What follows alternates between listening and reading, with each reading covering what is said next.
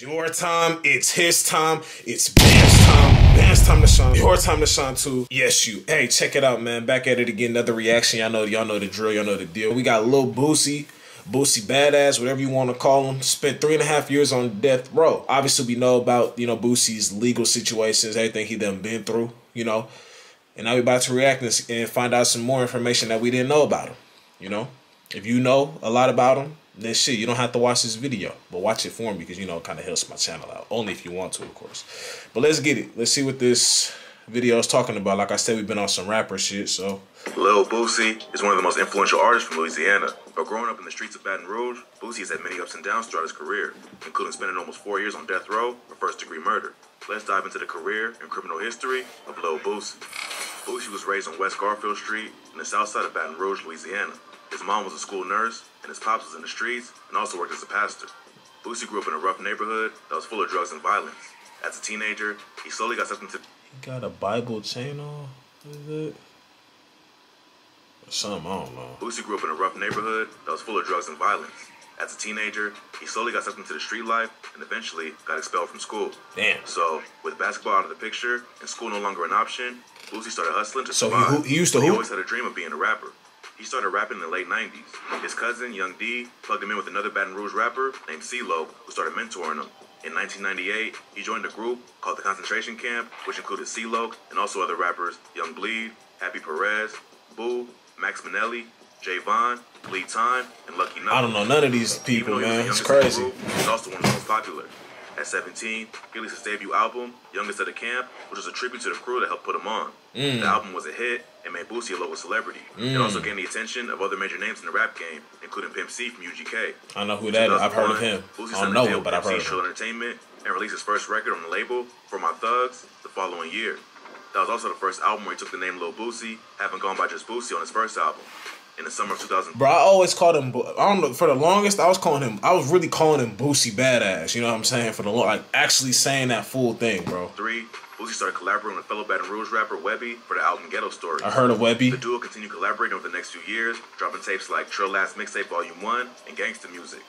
His collaborations with Webby and Pimp C started to build Boosie a buzz all over the South and also got the attention of representatives from Universal Music Group. So Boosie was on his way to taking over the rap game. He kept dropping projects over the next few years that established him as a legend.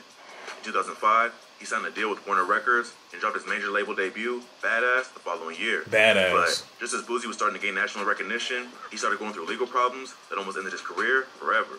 On October 22nd, 2008, Boosie was arrested by East Baton Rouge Sheriff's deputies after they found a bag of marijuana, a blunt, and a Glock in the car he was driving. Louisiana's pretty strict on weed, so he was facing up to 20 years with a mandatory minimum of 5 for the gun. Wait, so you get caught with weed in Baton Rouge? Obviously, probably not now because it's 2024. But in 2028, it was. I mean, 2008, it was different, bro. You got. I was 7, 8 years old in 2008. So yeah, it was probably a little different than it is now. It's hard to really think like, damn, just for some weed. Obviously for the gun, obviously too. But mandatory. It says facing up to 20 years with a mandatory minimum of 5 for the gun. So it's just like, damn. They really was on that with weed back then. You know what I'm saying? It's hard to really think like that because of how many people smoke weed now, how many people carry weed, people take breaks to go smoke on if they at work. Bro, they literally tell you want to smoke break, go to your car or go over here, they weed and all type of shit, bro. Like people come into the workplace smelling like weed, depending on the job. You know what I'm saying? So it's just crazy how back then it was really different. Instead, he copped a plea deal to a third-degree marijuana offense.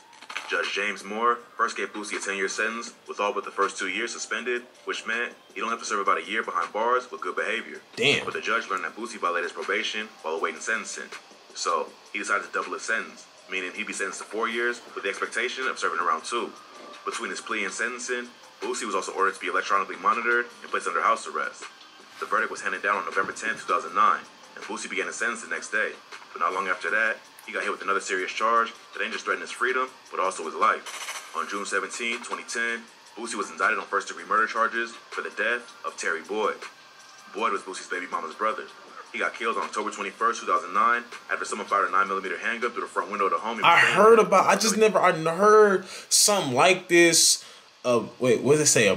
His sister's baby father or some shit. For the death of Terry Boyd. Boyd was Boosie's baby mama's brother. Baby mama's brother. Okay. He got killed on October 21st, 2009. I heard about something like that, but I didn't know what happened. To the front window of the home he was staying at on Vermilion Drive. The house belonged to a man named Ben Hawkins, and Boyd had been staying there for about a month, ever since being released from prison after serving 5 years. Police had no DNA evidence or eyewitnesses, but neighbors claimed they spotted 2 men sprinting toward train tracks near the home after the shooting. According to prosecutors, Boosie had paid a 17-year-old named Michael Louding, also known as Marlo Mike, $2,800 to murder Boyd in a turf war. If convicted, Boosie faced the possibility of the death penalty. So, to await the trial, he was brought to death row at Angola Penitentiary, where he was on lockdown for around 23 hours a day. Marlo Mike was a well-known shooter in Baton Rouge who lived with Boosie for a little while. He got locked up multiple times as a juvenile for offenses like simple battery and robbery. He once told his mom he was hearing voices. She tried to get him help, but he refused because it meant he'd be put in an institution. In an interview with DJ Vlad, Boosie claims that Marlo Mike had at least 9 bodies at just 15 years old. God he damn! Admitted to some of the other murders after the trial. Police arrested Marlo Mike for the murder. In a taped jailhouse confession, Mike said he killed Boyd because Boosie wanted him dead, and he was a shooter. They used phone records to trace Marlo Mike to Boosie's studio just 2 hours. I gotta watch. I like one thing somebody brought to my attention. Like that's why I be asking y'all to comment, bro, to let me know what's cap and what's factual, bro. Because sometimes with these reporting channels, dude, they don't be having facts, bro. Like you feel me? Hip Hop Daily. Somebody commented. Yeah, like I just said, that was crazy. 20 years from weed. That's some bullshit. But yeah, somebody had commented on a video when they was all like, you gotta watch out for certain channels though, cause some of these channels be lying and shit like that, like saying that these rappers broke when they really not. Like you feel me? Like they just say to watch out for certain channels. That's why I be wanting y'all to comment. Let me know something. I forgot. I gotta start mentioning names when people comment shit like that. But I be wanting to know, is this facts? Is this true? Because I saw something like this where it was something about he's like I don't know what's going on. He a free man as of right now. So or hopefully he stays a free man. Something about him shooting the baby mama brother or some shit like that. I heard about that. I don't know what it was, but I just be wanting to know the 100% facts. I don't like to get on here and then I'm just reacting to some shit that's not real. Like I'm over here like this shit be bullshit and I'm over here reacting to it, bro. I like to make sure that this shit is 100%, factual. Hours before the murder. Plus, 2 weeks after Boyd was killed, Mike got a tattoo that said, "Yo, Boosie, who's next?" along with lyrics from the songs 187 and Body Bag, which were recorded the same night as the murder. Prosecutors also claimed Boosie wanted Boyd dead because he received a letter from the victim saying he was going to jack and slap him. But the actual letter was never brought into evidence. But the defense brought forward a completely different version of events.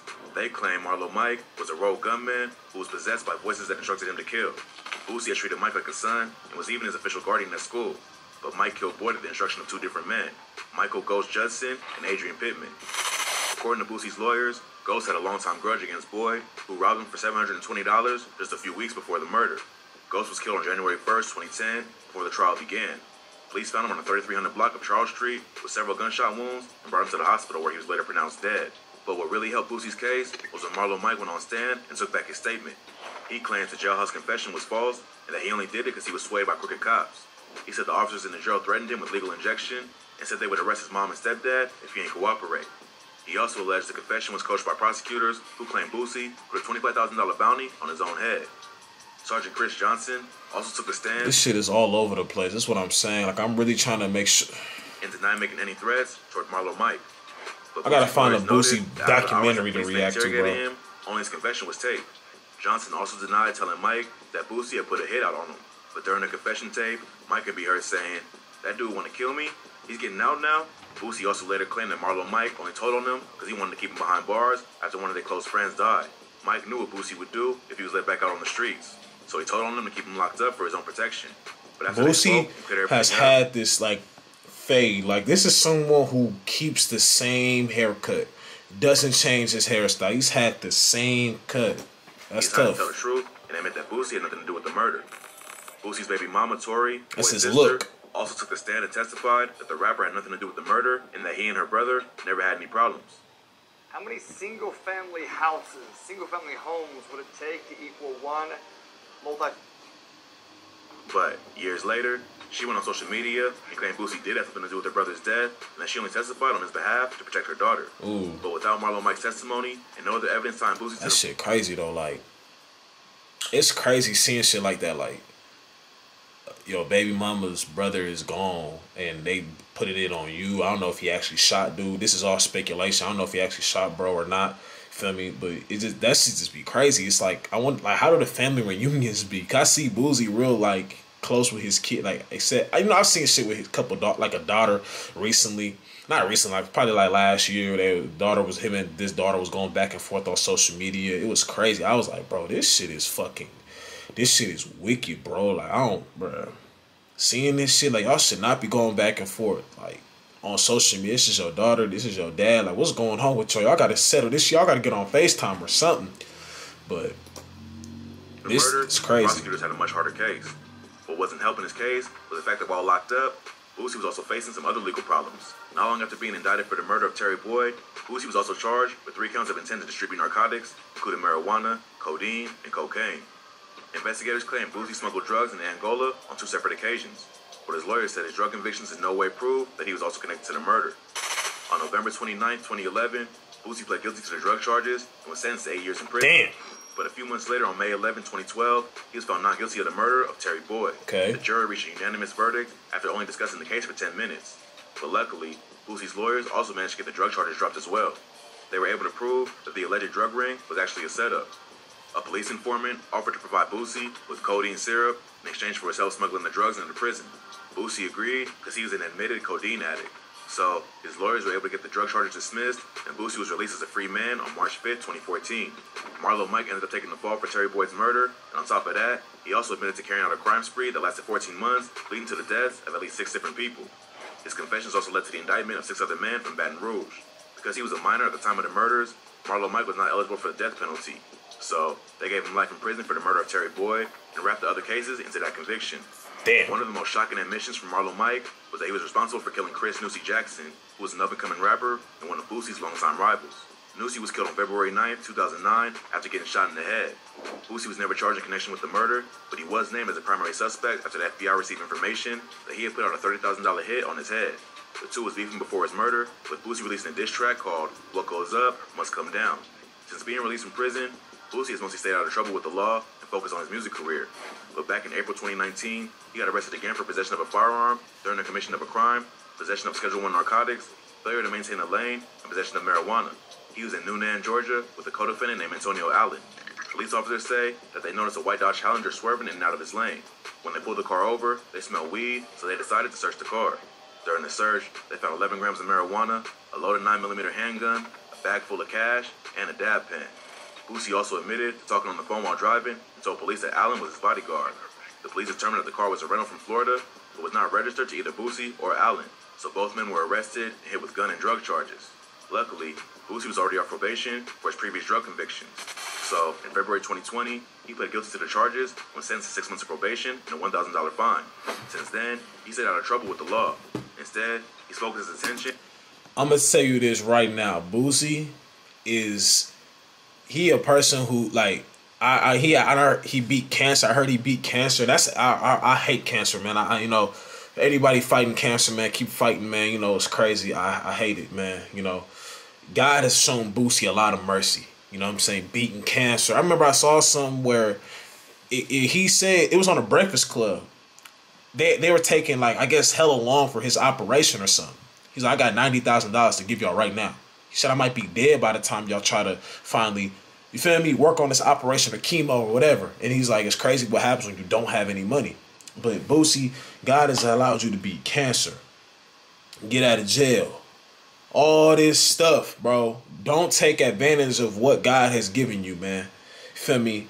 I'm just saying, bro. Like, I just gotta tell you it, bro. I'm just keeping it real with you. I don't even know Boosie. Obviously, he don't know me. I'm just being real. Because I feel like what happens with a lot of these rappers, they be around people that don't be real with them. You know what I'm saying? Because you the breadwinner. You know what I'm saying? Like, you the breadwinner. Not even just Boosie, just in general. Like, when you the breadwinner, it's like, they gonna keep telling you shit just so you can keep on providing them money for whatever situation they in, whatever. You know? I feel like that's what happens with a lot of things. I said that in my last video.